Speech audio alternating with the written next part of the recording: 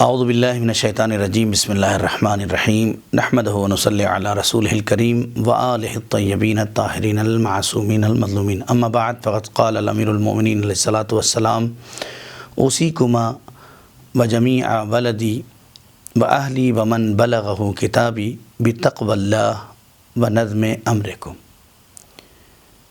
محترم ناظرین کرام، السلام علیکم ورحمۃ اللہ وبرکاتہ۔ ناظرین، آج کا ہمارا پروگرام جس کا عنوان ہے نظم و ضبط زندگی۔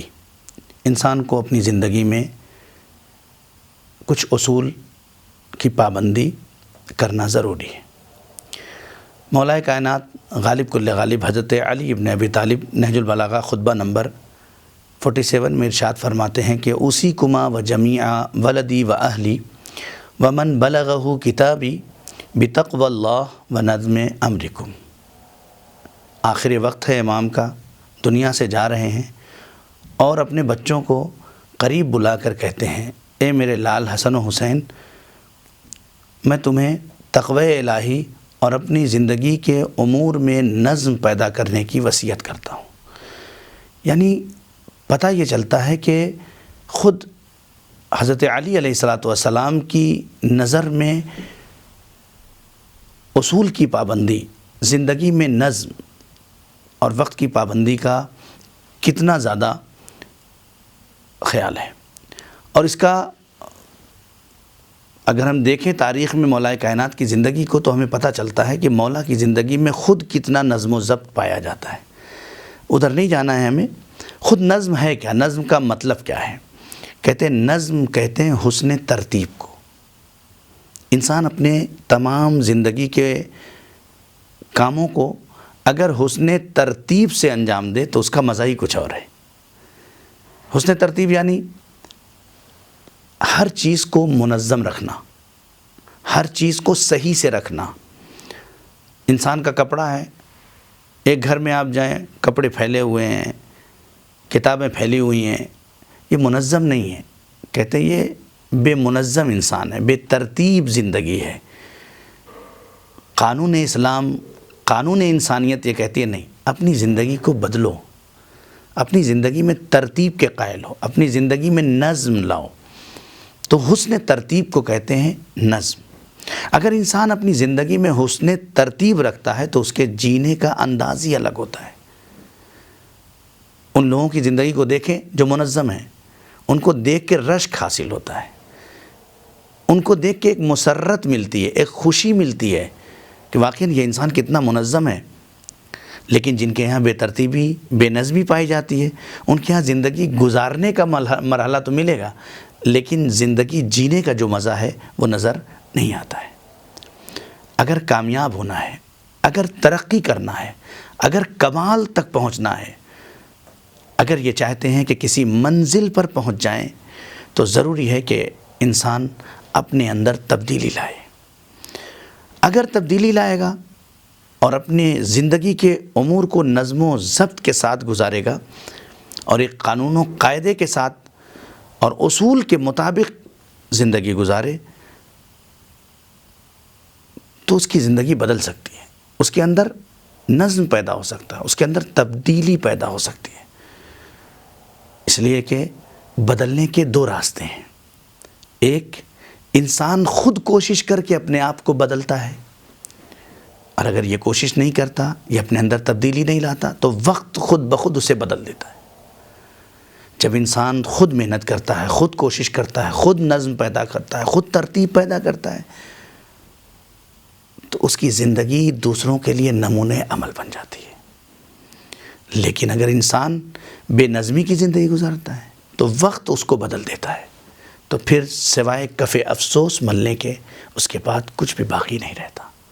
لہٰذا بدلیں، اپنی سوچ کو بدلیں، اپنی فکر کو بدلیں، اپنی زندگی کے امور کو بدلیں۔ نظم و ضبط زندگی انسانیت کے لیے ضروری ہے۔ تھوڑا سخت ہے انسان کے لیے۔ اگر ہم کامیاب لوگوں کی زندگیاں اٹھا کے پڑھیں، اگر ان لوگوں کو دیکھیں کہ جو زندگی میں کمال تک پہنچے ہیں، ان لوگوں کو تلاش کریں کہ جن کی زندگیاں کامیاب لوگوں کے لیے بھی نمونۂ عمل بن گئی ہیں، تو ان کی کامیابی صرف اسی بات کا نتیجہ ملیں گی، اس کے علاوہ اور کچھ بھی نظر نہیں آئے گا کہ وہ اپنی زندگی میں کچھ اصول کی پابندی کرتے تھے اور اپنے کاموں میں وقت کی پابندی کرتے تھے۔ یہ دو چیزیں انسان کو منزل کمال عطا کر دیتی ہیں۔ کامیاب ترین شخصیات کی زندگی کا اگر مطالعہ کیا جائے تو ان کی زندگیوں میں یہی نظر آئے گا۔ آیت اللہ خمینی کے لیے ملتا ہے کہ جب نجف میں پڑھتے تھے اور نجف کی گلیوں سے گزرتے تھے تو دکاندار اپنی گھڑیاں ان کے جانے سے ملاتے تھے کہ یہ وقت ہو گیا، یعنی ہماری گھڑی غلط ہے، ان کا جانا صحیح ہے۔ یہ نظم زندگی ہے، یہ وقت کی پابندی ہے۔ آپ کا عمل لوگوں کے لیے نمونہ بن جائے گا۔ یہ کب ہوگا؟ جب انسان اپنے اندر تبدیلی پیدا کرنے کی کوشش کرے گا۔ یہ تبدیلی کیسے پیدا ہوگی؟ یہ تبدیلی تب پیدا ہوگی جب انسان اپنی زندگی میں کچھ اصول اور وقت کی پابندی کا خیال کرے۔ جس نے ان دو چیزوں کو پا لیا اس کی زندگی پھر کمال ہی کمال ہے۔ اسی لیے مولا کائنات نے آخر وقت میں جاتے جاتے فرمایا اوصیکما وجمیع ولدی واہلی ومن بلغہ کتابی بتقوی اللہ ونظم امرکم۔ کیوں کہا؟ اسی لیے کہا تاکہ جاتے جاتے تمہارے درمیان تمہاری زندگی کا نظم و ضبط باقی رہ جائے۔ میرے بچوں، میرے اہل خانہ، جو لوگ بھی جہاں جہاں تک میری بات پہنچے ان سب کے لیے میں کہہ رہا ہوں کہ اللہ کا تقوی اختیار کرو، خدا کا خوف پیدا کرو۔ پہلی چیز ہے یہ کہ اللہ کا خوف پیدا کرو، اور دوسری چیز ہے اپنی زندگی کے امور میں نظم پیدا کرو۔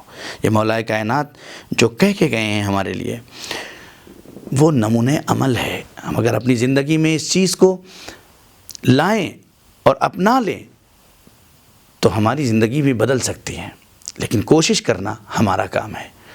اگر ہم کوشش ہی نہ کریں، ایک انسان سویا ہوا ہے، اسے یہ بھی نہیں پتہ ہے کہ ہمیں سونا کب ہے، ہمیں اٹھنا کب ہے، پوری رات جاگے جا رہا ہے، جاگ رہا ہے، پورا دن سو رہا ہے۔ یہ انسان، یہ اس بات کی علامت ہے کہ اس کی زندگی میں بھی نظم پیدا نہیں ہوا ہے۔ ایک انسان، میں مسلمان کی بات نہیں کرتا، میں شیعہ کی بات نہیں کرتا، ایک انسان کو انسان ہونے کی حیثیت سے اللہ نے کچھ ذمہ داریاں اس کے اوپر رکھی ہیں، اور وہ ذمہ داریاں یہ ہے کہ وہ اپنے سونے کے وقت پہ سوئے اور اپنے اٹھنے کے وقت پہ اٹھے۔ اگر اسے یقین ہو جائے، مسئلہ شریف بتا دوں، اگر کسی انسان کو یہ یقین ہو جائے کہ میرے رات کے جاگنے کی بنیاد پر صبح کی نماز قضا ہو جائے گی، یہ یقین کامل ہو جائے، تو آیت اللہ سیستانی کا فتویٰ ہے کہ اس کے لیے جائز نہیں ہے جاگنا۔ تصور کریں، یعنی اگر ہماری زندگی میں نظم و ضبط نہ ہو تو شریعت آپ کو روک دیتی ہے کہ یہ آپ اپنے نظم سے باہر جا رہے ہیں، لہٰذا ہم اپنی زندگی کا ایک چارچوب بنائیں۔ انشاءاللہ وہ آگے آپ کی خدمت میں بیان کیا جائے گا۔ اگر ہم خود پوری کائنات کو دیکھیں، آپ یہ کائنات جو ہے چل رہی ہے، یہ ستارے کا نکلنا، یہ سورج کا نکلنا، یہ چاند کا نکلنا، یہ رات کا دن میں تبدیل ہونا، دن کا رات میں تبدیل ہونا، یہ اولو الالباب کے لیے نشانیاں ہیں۔ ان فی خلق السماوات والارض واختلاف اللیل والنہار، یہ کیا ہے؟ یہ اس لیے ہے کہ یہ اولو الالباب کے لیے نشانیاں ہیں۔ ہم محسوس کریں کہ خدا نے جسے تکویناً خلق کیا ہے، جس چیزوں کو رکھا ہے، وہ اپنے وقت پہ، صحیح وقت پہ نکل رہی ہیں، اپنے صحیح وقت پہ ڈوب رہی ہیں۔ یعنی ان کا جاگنا اور ان کا سونا، اگر ہم اپنی زبان میں کہہ لیں تو ان کا جاگنا اور ان کا سونا ایک لمحے کا بھی فرق نہیں ہے، سیکنڈ کا بھی فرق نہیں ہے، اس سے بھی اگر کم وقت میں چلے جائیں، وہ اپنے دقیق وقت پہ نکل رہے ہیں اور اپنے دقیق وقت پہ چلے جا رہے ہیں۔ کیوں؟ اس لیے کہ خدا کے پابند ہے، خدائی امور کے، خدائی حکم کے پابند ہے۔ اگر ہم بھی اپنی زندگی کو نظم و ضبط کے ساتھ اور خدائی حکم کے ساتھ گزارنے لگیں تو ہماری بھی زندگی کا مرحلہ یہی ہو جائے گا۔ مسجدوں میں امام کے پیچھے پوری صف کا امام کے ساتھ تکبیر کہنا، رکوع میں جانا، سجدوں میں جانا، یہ ایک نظم و ضبط کی تلقین کرتا ہے۔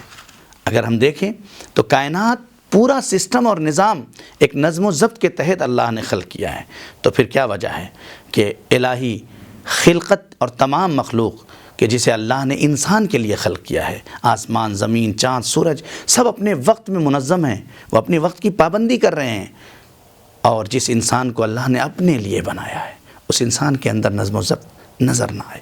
بہترین زندگی کا خواب دیکھ رہے ہیں تو اس کی تعبیر بس یہ ہے کہ ہم اپنی زندگی میں کچھ اصول بنائیں اور اس کو وقت کی پابندی کے ساتھ عمل میں لائیں.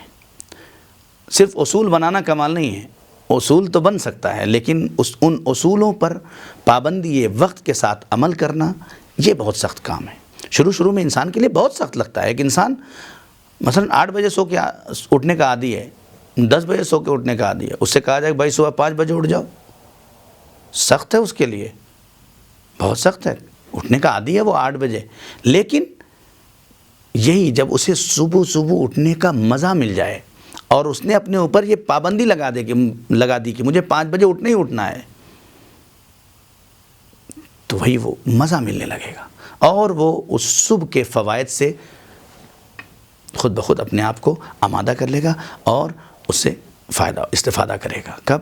جب وہ اپنی زندگی کو منظم کر لے. ایک انسان نہیں اٹھتا عام طور سے، اسے اٹھنے کی عادت نہیں ہے 5 بجے 4 بجے 6 بجے، لیکن اس سے کہہ دیا جائے کہ 5 بجے صبح میں تم ریلوے اسٹیشن پہ آ جاؤ، فلاں صاحب ٹرین سے آ رہے ہو، 5 لاکھ روپے تمہیں انعام دیں گے یا تمہیں دیں گے، تمہیں لینا ہے. جیسے ہی یہ فائدہ اس کو نظر آئے گا وہ اپنی نیند کو چھوڑ دے گا. وہ جو اپنے سسٹم میں 8 بجے اٹھنے کا عادی تھا وہ خود بخود 5 بجے اٹھ کے چلا جائے گا اور جائے گا پیسہ لے کے چلا آئے گا. کیوں؟ اس لیے کہ اسے پتہ ہے کہ مجھے کچھ فائدہ ہونے والا ہے. جب انسان کو اس کا فائدہ پتہ چل جائے، یہ مشکل یہ ہے کہ ہمارا سماج اور معاشرہ ابھی ان فائدوں سے ناآشنا ہے جو اللہ نے ہمارے لیے رکھا ہے. خداوند عالم اور معصومین فرماتے ہیں رزق تقسیم ہونے کا وقت صبح کا وقت ہے. اب ہم پریشان ہیں کہ ہمارے گھر میں رزق نہیں ہے، ہم پریشان ہیں، مفلوق الحالی ہے اور 10 بجے سو کے اٹھ رہے ہیں. منظم نہیں ہے، ہمارا گھرانہ منظم نہیں ہے، ہمارا سسٹم منظم نہیں ہے، کہاں سے رزق آئے گا؟ وہ امور، وہ سسٹم، وہ دعائیں، وہ وظائف جو اہل بیت نے ہمیں بتائے ہم اسے کرنے کے لیے عادی نہیں ہیں. ہم مولوی صاحب سے کہتے ہیں مولانا صاحب تعویذ لکھ دیجئے اور ہمارے گھر میں مشکلات ہیں. ارے مولوی صاحب اگر تعویذ لکھ کے مشکلات دور کرتے تو پہلے ہم اپنی دور کر لیتے. یہ سب سسٹمیٹک ہے. جب تک ہم خدائی نظام کے تحت زندگی نہیں گزاریں گے ہمارے زندگی میں تبدیلی نہیں آ سکتی، چاہے وہ مادیت ہو، چاہے وہ روحانی ہو، چاہے وہ معنویت ہو، چاہے جو کچھ بھی ہو. ہر چیز کو بدلنے کے لیے ہمیں منظم ہونا پڑے گا. اور ابھی ہماری ایک سوچ بن گئی ہے معاشرے میں، اگر دیکھیں آپ تو یہ 90% لوگوں کی سوچ بن چکی ہے. کیا؟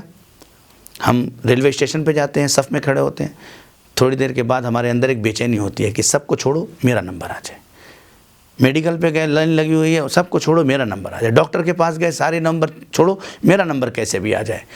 اصول ٹوٹ جائیں، تہذیب و تمدن کا شیرازہ بکھرتا ہے، بکھر جائے، لوگوں کی عزت و آبرو جاتی ہے، چلی جائے، میری خود عزت بچے نہ بچے لیکن میرا کام ہو جائے. کہاں کا دین ہے یہ؟ کہاں کی انسانیت ہے یہ نظم و ضبط زندگی سے محروم شخصیتیں ہیں. اگر یہ آپ کو اس طرح کے لوگ نظر آتے ہیں، اس کا مطلب یہ ہے کہ ہم ابھی زندگی کے ان قوانین سے آشنا نہیں ہیں جو سماج اور معاشرے کے ساتھ جینے کے لیے بنائی گئی تھی. وہ یہ ہے کہ آپ اپنے وقت پہ اپنی جگہ پہ کھڑے رہیے، جیسے آپ کا کام ہے ویسے ہی دوسرے کا کام. یہ نظم زندگی انسان کو کسی کمال تک پہنچا دیتا ہے. اور اسی بے نظمی اور انہی چھوٹے چھوٹے کاموں کی بے ترتیبی انسان کو کمال سے محروم بھی کر دیتے ہیں. آئیے دیکھتے ہیں کہ کیا کچھ قوانین بھی مقرر ہوئے ہیں ہمیں اپنی زندگی میں تبدیلی پیدا کرنے کے لیے. تو آئیے آپ کے سامنے 5 قوانین، یوں تو بہت سارے قوانین اور اصول لکھے گئے ہیں لیکن 5 ان میں سے جو خاص ہیں وہ آپ کی خدمت میں، کہ اگر انسان اپنے اندر تبدیلی لانا چاہتا ہے، منظم ہونا چاہتا ہے، اپنی زندگی کو ترتیب دینا چاہتا ہے اور حسن ترتیب پیدا کرنا چاہتا ہے تو یہ 5 کام کرنا اس کے لیے ضروری ہے. پہلا، نمبر 1، وقت کو کنٹرول کرنا، تضییع اوقات سے پرہیز. یعنی جب انسان اتنا قوی بن جائے کہ وہ اپنے وقت پہ کنٹرول کر لے تو یہ کمال تک پہنچ جائے گا. ہمیں اپنی زندگی میں دیکھنا چاہیے کہ کتنے کام ہم کر رہے ہیں، ان میں سے کون سے کام میں فائدہ زیادہ ہے اور وقت کم لگ رہا ہے، اور کون سے ایسے امور اور کام ہیں کہ جس میں وقت بہت زیادہ صرف ہو رہا ہے لیکن اس کا فائدہ اور آؤٹ پٹ زیادہ نہیں ہے. یہ بہت اہم چیز ہے. پورا دن لگا دے رہے ہیں ہم ایک کام میں لیکن اس میں نتیجہ نہیں ہے، کوئی فائدہ نہیں ہے، کوئی، نہ اپنے لیے نہ سماج کے لیے. اس کا مطلب یہ تضییع اوقات ہے. 10 گھنٹہ ایک بس میں بیٹھے ہوئے ہاں ہو رہا ہے، اس کا مطلب یہ تضییع اوقات ہے. جہاں بھی بیٹھو وہاں فائدہ لو یا فائدہ دو. یہ نظم وقت ہے، یعنی اس وقت کا صحیح استعمال یہی ہے کہ وہاں سے یا آپ کی ذات میں کوئی فائدہ پہنچ رہا ہو یا لوگوں کی ذات تک کوئی فائدہ پہنچ رہا ہو. یہ بہت اہم پہلو ہے. وقت اپنی پوری تیزی اور رفتار کے ساتھ گزر رہا ہے. ہر انسان کو اللہ نے 365 دن دیے ہیں، 48 سے 52 گھنٹے ہفتے دیے ہیں، اسی طرح سے 8760 منٹ دیے ہیں. لیکن یہ انسان اس صحیح وقت سے، ان سارے سسٹم سے اگر صحیح فائدہ اٹھاتا ہے تو کوئی ڈاکٹر بن جاتا ہے، کوئی انجینئر بن جاتا ہے، کوئی مجتہد بن جاتا ہے، کوئی عالم بن جاتا ہے. لیکن انہی گھنٹے، منٹ اور سیکنڈ کو جوڑ کے اگر وہ اس وقت کا صحیح فائدہ نہیں اٹھاتا اور استفادہ نہیں کرتا، اپنی زندگی میں نظم نہیں لاتا، تو پھر اس مقام تک نہیں پہنچ سکتا جہاں تک وہ کوشش کر رہا ہے. جا رہا ہے، گھر والے پیسے خرچ کر رہے ہیں ڈاکٹر بننے کے لیے، لیکن وہاں جانے کے بعد وہ اپنی زندگی میں نظم نہیں رکھتا. جو سسٹم پہ چلنا چاہیے اس سسٹم پہ نہیں چل رہا ہے، اپنا وقت برباد کر رہا ہے. کنٹرول وقت نہیں اس کے پاس، اس کے ہاتھ میں وقت کی مہار نہیں ہے. وقت مہار اس کے ہاتھ سے چھوٹ چکی ہے. وہ کہیں جا رہا ہے، دوستوں کے ساتھ 10 گھنٹہ گھوم رہا ہے، گاڑی میں گھوم رہا ہے، پارک میں جا کے بیٹھ رہا ہے، ان کے ساتھ ان کے ساتھ. یہ کیا ہے؟ یہ انسان کو کمال سے روک دیتی ہے. انسان کو کمال چاہیے تو اپنے وقت کی پابندی ضروری ہے. اور نتیجہ تبھی حاصل ہو سکتا ہے کہ جب انسان اپنی وقت کو کنٹرول کر سکے. اس لیے اپنے دن کے تمام کاموں کو کیا کریں؟ دیکھیں کہ ہمیں کس کام میں کتنا وقت صرف کرنا ہے. یہ بہت اہم پہلو ہے زندگی کا کہ ہر کام کے وقت کو معین کریں کہ یہ کام ہمیں اتنے گھنٹے کے اندر یا اتنے منٹ کے اندر ختم کرنا ہے. اسی لیے بہت ساری روایات ہیں، مولا کائنات سے بھی ہیں، رسول خدا سے بھی ہیں، امام موسیٰ کاظم علیہ السلام سے ہیں. یہ جو روایت ہے امام موسیٰ کاظم علیہ السلام فرماتے ہیں اپنی زندگی کو 4 حصوں میں تقسیم کرو. ایک حصہ اپنے خدا، اپنے رب سے ملاقات کی، اس سے مناجات کی، اس کے سامنے جاؤ، اپنے خالق کو پہچانو، اپنے رازق کو پہچانو. اس نے جو تمہارے لیے نعمتیں دی ہیں اس کو محسوس کرو، اور جو کمیاں ہیں اس کے لیے مناجات کرو. اپنی جسمانی کمزوری، اپنی اخلاقی کمزوری، اپنی معنوی کمزوری اپنے خدا کے سامنے بیان کرو. خداوند عالم اگر مادیت سے محروم ہو تو مادیت عطا فرما، اگر معنویت سے محروم ہو تو معنویت عطا فرما. اسے پہچان کے اس کی بارگاہ میں مناجات کرو. ہم اپنے خدا کی بارگاہ میں نماز کے لیے کھڑے ہوتے ہیں تو ہمارے چہرے میں کوئی فرق نہیں پڑتا، لیکن اہل بیت جب اپنے خدا کی بارگاہ میں مصلی عبادت پہ کھڑے ہوتے تھے تو ان کا چہرہ زرد پڑ جاتا تھا، ان کے پاؤں میں لرزاں طاری ہو جاتا تھا. کیوں؟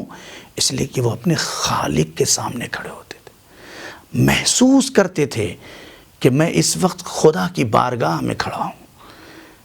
تو ایک حصہ اپنے وقت خدا کے مناجات کے لیے، دوسرا حصہ اپنی زندگی کا معاش کے لیے، تلاش رزق و روزی کے لیے، تاکہ اپنی زندگی کا سسٹم منظم اور بہتر سے بہتر اپنے بال بچوں کو پرورش دے سکیں. تیسرا سسٹم اپنے دینی بھائیوں سے اور معتبر لوگوں سے ملاقات کے لیے. کیوں؟ تاکہ وہ آپ کے اندر جو کمیاں ہیں، عیب ہیں، وہ آپ کو بتا سکیں. یہ کون دوست ہیں؟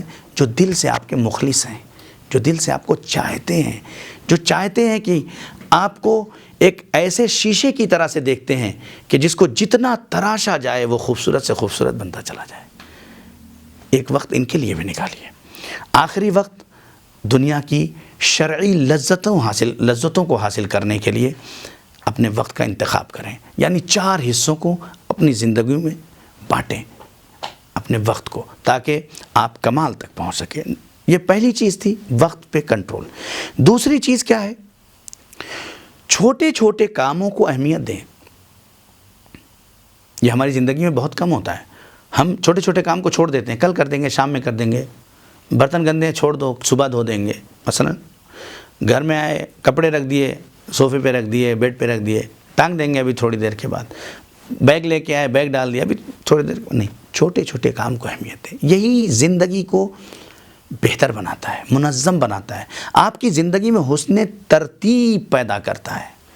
جب حسن ترتیب کی شیرینی سے انسان آشنا ہو جاتا ہے, لذت پیدا کر لیتا ہے, تو پھر اسے بکھری ہوئی اشیاء بری لگنے لگتی ہیں.